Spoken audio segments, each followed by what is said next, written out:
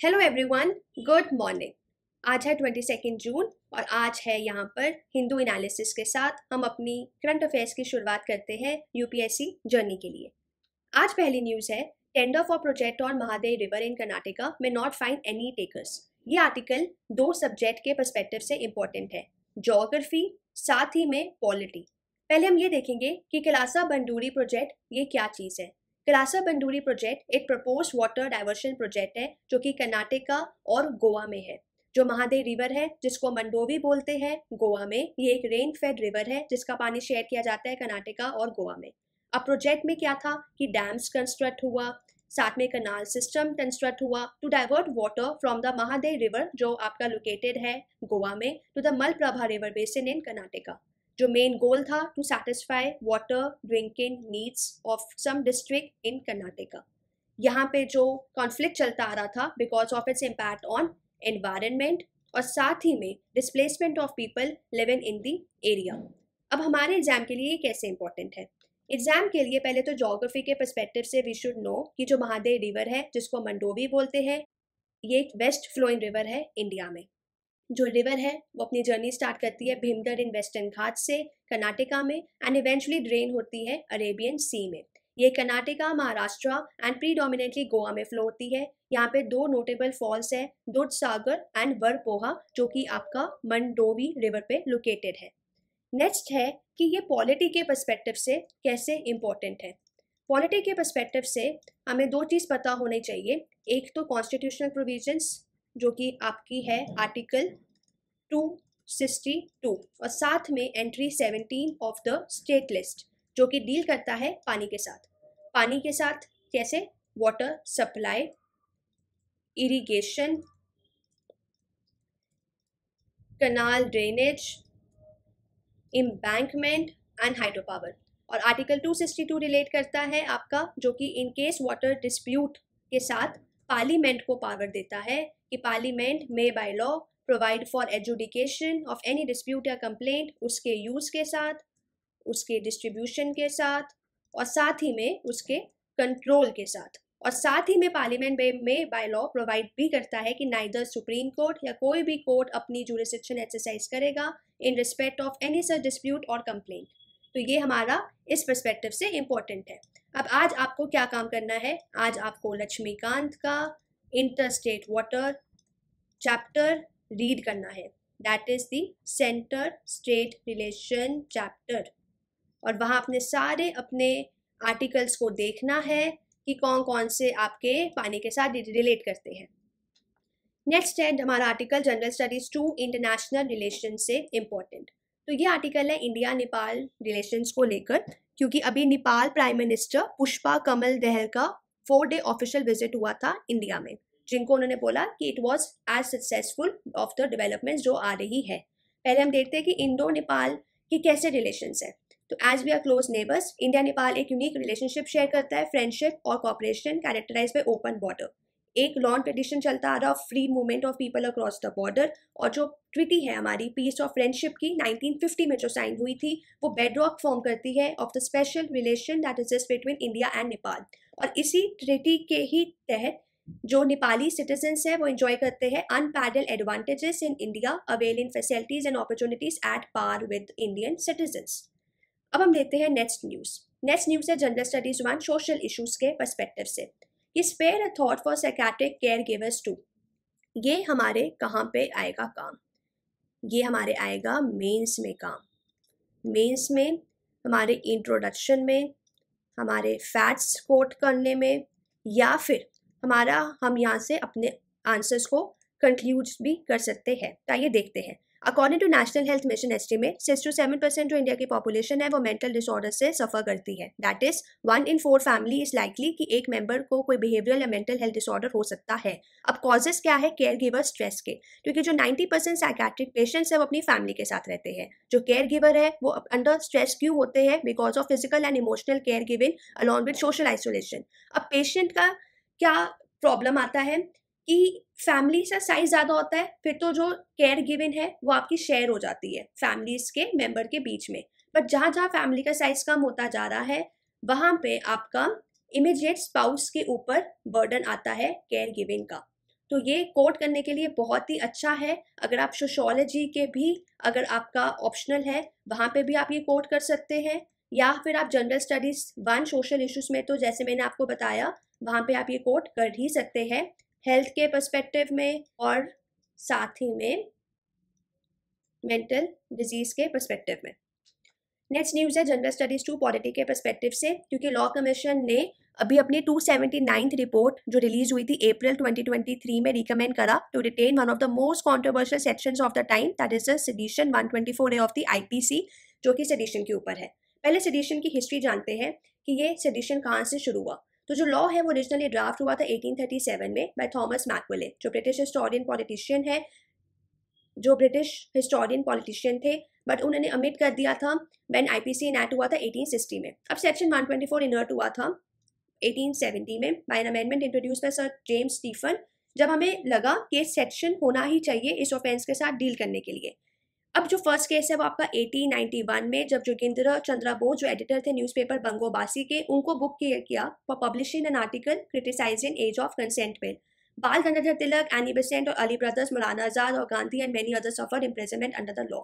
So this statement can be asked कि नाम पूछ सकते हैं, या ये स्टेटमेंट एज इट इज जैसे मैंने यहाँ लिखी है ये नाम देके पूछ सकते हैं ये सेडिशन के साथ कौन कौन पर्सनालिटीज जिन्होंने इम्प्रिजनमेंट सफ़र की थी।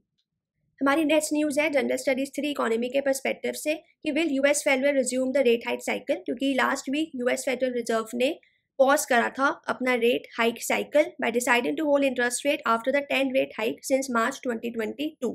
अब ये जो रेट हाइक्स क्यों पॉज, क्यों कम या क्यों ज़्यादा होते हैं, वो इसलिए मेन इनका टारगेट होता है इन्फ्लेशन को डील करना। ये सारे मेजर्स इसी के लिए ही लिए जाते हैं और इससे इम्पैक्ट होती है इमर्जिंग मार्केट इकोनॉमीज जैसे कि इंडिया। अब अगर वो रेट हाइक्स इंक्रीज डिक्रीज होगा या कोई भी एक्शन है यूएस फेडरल रिजर्व के, वो इंडिया को कैसे इम्पैक्ट करेगा। पहला इम्पैक्ट होगा outflow of the foreign capital. अब मान लीजिए अगर तो इंटरेस्ट रेट हाइक हुआ है यूएस में, तो जो फॉरेन इंस्टीट्यूशनल इन्वेस्टर्स है वो अपना पैसा बाहर निकालना शुरू कर देंगे। They will start pulling out their money, जिसको हम पोर्टफोलियो फ्लो भी बोलते हैं इंडिया से। दूसरा, रुपी के इम्पैक्ट, रुपी पे भी इम्पैक्ट आएगा। कैसे? जैसे जैसे एफपीआईज अपना पैसा बाहर निकालेंगे इक्विटी और बॉन्ड मार्केट से, उससे रुपी वीकन होगा और डॉलर स्ट्रॉन्गर होगा। तो ये दो बेसिक इम्पैक्ट है जो इंडिया के इकोनॉमी पे आ सकता है। लेकिन अब इससे ये देखना है कि क्या ये अभी अगर पॉज है तो ये कोई गारंटी नहीं है कि ये आगे भी पॉज रहेगा, ऐसा नहीं है। कोई फ्यूचर रेट हाइक में भी इंक्रीज डिक्रीज हो सकता है। अब यहाँ पे हम ये देखते हैं कि ये जो एक्शन है ये कैसे इन्फ्लुएंस हुआ है। बहुत सारे फैक्टर्स आते हैं, जैसे मैंने आपको बताया ये मेजर्स लिए ही जाते हैं इन्फ्लेशन के लिए, इकोनॉमिक ग्रोथ के लिए और पॉलिटिकल कंपल्शंस के लिए, जो कि आपकी क्योंकि प्रेसिडेंट इलेक्शंस होने वाले हैं यूएस में, इसीलिए ये वाला डिसीजन लिया गया था। अब हम देखते हैं next topic general studies 3 environment के पर्सपेक्टिव से कि NCQG क्या चीज़ है, न्यू कलेक्टिव क्वांटिफाइड गोल। तो ये रिसेंटली अभी एक बॉन क्लाइमेट कॉन्फ्रेंस हुई थी जर्मनी में 2018 दुबई में, जो कि वहाँ पे रिव्यू किया गया था एंड रिफॉर्म किया गया था क्लाइमेट फाइनेंस आर्किटेक्चर को। अब NCQG क्या चीज़ है? ये कमिटमेंट है $100 billion per year till 2020 to developing nations from develop country. ये टारगेट था जो सेट किया गया था 2009 में कि हम क्लाइमेट चेंज को कैसे एड्रेस करेंगे उसके लिए। देयरफॉर 2015 में जो क्लाइमेट एग्रीमेंट है वो एग्री किया गया था NCQG को लेकर क्लाइमेट रीफाइनेंसिंग के लिए, जो कि रेफरेंस पॉइंट है जहाँ पे अकाउंट होगा नीड एंड प्रायोरिटीज़ को लेकर। तो इसको हम बोलते हैं मोस्ट इंपॉर्टेंट क्लाइमेट गोल, क्योंकि यहाँ पर एक कमिटमेंट है डेवलपिंग कंट्री से कि आपको प्रायोरिटाइज करना होगा क्लाइमेट एक्शन को लेकर। तो ये चीज़ उसके लिए है। अब हम देखते हैं नेक्स्ट टॉपिक जो कि है हमारा क्विज, जो आज हिंदू में क्वेश्चंस आए हैं। पहला क्वेश्चन, आई वुड सजेस्ट कि आप इस जो क्विज के क्वेश्चंस हैं वो एक दिन पहले खुद से सॉल्व करिए और नेक्स्ट डे इसके आंसर्स देखिए कि how many of it you get correct. तो पहला है जून 21 को योगा डे सेलेक्ट होता है बिकॉज ये लॉन्गेस्ट डे है ईयर का। इसी पे यूपीएससी ने एक क्वेश्चन पूछा था कि 21 जून को जो सन है वो does not set below the horizon at the Arctic Circle, does not set below the horizon at Antarctic Circle, shines vertically overhead at the noon on the equator और shines vertically overhead at the Tropic of Cancer। तो इसका answer है कि does not set below the Arctic Circle। ऐसा क्यों होता है? क्योंकि स्टूडेंट्स 21 जून को होता है हमारा समर सॉलिस्टिस, जहाँ पे जो डेज है वो लॉन्गर होती है देन नाइट्स, और ये 21 जून को होता है नॉर्दर्न हेमिस्फीयर के अंदर। अब 21 जून को टॉपिक ऑफ कैंसर जो होता है वो टिल्ट होता है towards the sun, that is जो सन है वो हमेशा always it is above the horizon and does not set below the Arctic circle. Next question है कि yoga like practices are said to be first mention in the Indian ancient text, तो that is in Rigveda में सबसे पहले mention था। जो collection है 195 संस्कृत सूत्रा की on the theory and practice of yoga, ये कंपाइल किसने करा था? योगा सूत्रास ऑफ पतंजलि। फिर जो प्रैक्टिस है योगा की वो इंकॉर्पोरेट करती है सीक्वेंस ऑफ 12 लिंक आसन, जिसको हम बोलते हैं सूर्य नमस्कार। जो प्रैक्टिस है योगा की वो इंकॉर्पोरेट करती है सेट ऑफ ब्रीदिंग एक्सरसाइजेस, जिसको हम बोलते हैं प्राणायाम। जो ब्रांड है योगा का जो इन्विजन हुआ था नाकुमुरा टेम्पो, जिसको हम जापानीज योग भी बोलते हैं, शिंशु तोइत्सु डू। और फादर ऑफ मॉडर्न योगा कल हमने चेक करा था कि हमें 8 स्टूडेंट नव्या राणा ने इसका आंसर दिया था, Tirumalai Krishnamacharya is called father of modern yoga. अब हम देखते हैं नेक्स्ट अपना जनरल स्टडीज 2 इंटरनेशनल रिलेशन से इंपॉर्टेंट कि Senate caucus to push for NATO +5 status for India. अब इसके लिए आपको इंपॉर्टेंट है नाटो की कंट्रीज। नाटो की कंट्रीज बाय हार्ट आपको याद रखना कि कौन कौन सी नाटो की कंट्रीज है, कौन कौन से इसके मेंबर्स है, क्योंकि जो अरेंजमेंट है अभी करंटली वो है यूएस और उसके नाटो पार्टनर्स और 5 कंट्रीज। कौन कौन सी? Australia, New Zealand, South Korea, Japan और इजराइल के बीच में। ये अनाउंसमेंट क्यों आई थी? बिकॉज एक रिकमेंडेशन था यूएस हाउस ऑफ रिप्रेजेंटेटिव से, जो कि एक कमेटी थी चाइना में, कि इंडिया को भी इस क्लब में इंक्लूड किया जाए। तो इसीलिए ये चीज़ अब आपको पता होनी चाहिए कि नाटो की कौन कौन सी कंट्रीज है इस टाइम पर। अब आते हैं इंटरनेशनल रिपोर्ट, तो ये है वर्ल्ड इकोनॉमिक फोरम की report, that is a global gender index. आने वाले ईपीएफओ एग्जाम के लिए ये तो बहुत ही डायरेक्ट क्वेश्चन है कि ग्लोबल जेंडर इंडेक्स में इंडिया का रैंक क्या था, तो अभी इंडिया का रैंक है 127, और किन कंट्रीज में से? आउट ऑफ 146 कंट्रीज, वो भी जेंडर पैरिटी में। वैसे इंप्रूवमेंट हुई है बाय 8 प्लेसेस, लेकिन जो जेंडर गैप रिपोर्ट है वर्ल्ड इकोनॉमिक फोरम की, दिस इज इंपॉर्टेंट कि वर्ल्ड इकोनॉमिक फोरम इसको निकालता है। 2022 में इंडिया का रैंक 135 था, कंट्री ने इंप्रूव किया है 1.4% से अपना पॉइंट। तो ये आपको याद रखना है कि वर्ल्ड इकोनॉमिक फोरम की ये रिपोर्ट है। नेक्स्ट आता है प्लेसेस इन न्यूज़, तो China carrier passes to Taiwan strait. अब हमें यहाँ पे देखना है कि ताइवान स्ट्रेट, जहाँ पे मैंने आपको मैप लगाया है, ये आपको बाय हार्ट नोट करना है। कल मैं आपको बता चुकी हूँ कि प्लेसेस इन न्यूज़ को कवर करने के लिए सबसे मोस्ट इफेक्टिव वे क्या चीज़ है? Make an Excel sheet and write it there कि ताइवान स्ट्रेट को कौन कौन सी कंट्री बॉर्डर करती है, और साथ ही में अपने आसपास भी आप यहाँ पे देखेंगे कि चाइना को कौन कौन सी करती है, ताइवान के कौन कौन से बॉर्डर्स है। न्यूज़ है जनरल स्टडीज 3 इकोनॉमी के पर्सपेक्टिव से कि industry I access to Gati Shakti portal to boost capacity in connectivity. पहले हम देखते हैं गति शक्ति के बारे। तो 75th इंडिपेंडेंस डे पे प्राइम मिनिस्टर नरेंद्र मोदी ने अनाउंस किया था कि 100 लाख करोड़ का master Gati Shakti plan to for developing holistic infrastructure. अब इसमें 6 पिलर थे प्लान के। कौन कौन से 6 पिलर्स थे? पहला था कॉम्प्रीहेंसिवनेस, जहाँ पे हम इंक्लूड करेंगे सारी एग्जिस्टिंग और plan initiative of various ministry और departments with one centralized portal. Second था प्रायोरिटाइजेशन, कि इसके अंदर डिफरेंट डिपार्टमेंट्स प्रायोरिटाइज कर पाएंगे अपने प्रोजेक्ट्स को। नेक्स्ट था ऑप्टिमाइजेशन, कि नेशनल मास्टर प्लान असिस्ट करेगा डिफरेंट प्लानिंग प्रोजेक्ट्स को after identification of critical gaps. Then था सिंक्रोनाइजेशन, क्योंकि लैक ऑफ कोऑर्डिनेशन के कारण डिफरेंट मिनिस्ट्री में एक कोऑर्डिनेशन नहीं बैठ पाता है, तो सिंक्रोनाइजेशन होना बहुत ज़रूरी है। फिर था एनालिटिकल, कि जो प्रोजेक्ट्स हैं उनकी एनालिसिस करना, उनके एनालिटिकल गैप्स को देखना।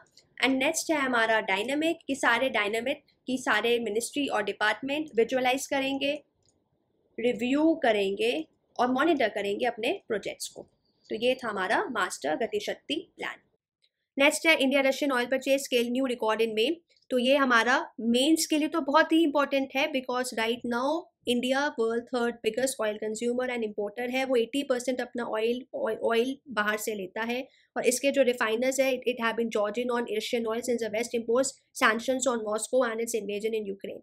तो this data you can quote in mains as it is. ये प्रीलिम्स में भी स्टेटमेंट आ सकती है कि वर्ल्ड की ये 3rd 4th लार्जेस्ट, इसको एग्जामिनर चेंज कर देता है, and people get confuse here कि 3rd लार्जेस्ट है, 4th लार्जेस्ट है या 2nd लार्जेस्ट है। तो ये चीज़ को आपको बहुत ही ज़्यादा ध्यान रखना है।